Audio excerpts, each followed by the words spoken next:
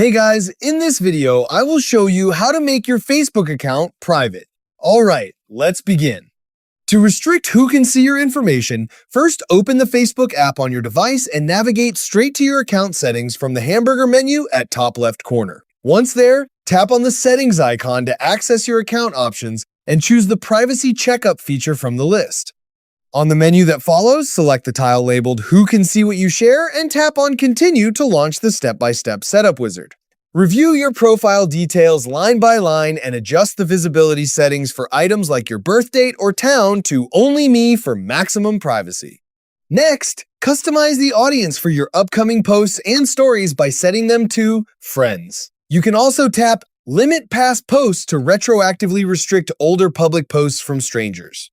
Finally, head back to your profile page, click on the three-dot menu icon, and select the View As option. This tool acts as an observer simulation, showing you exactly how your modified profile looks to a random public visitor to verify that everything is completely secure.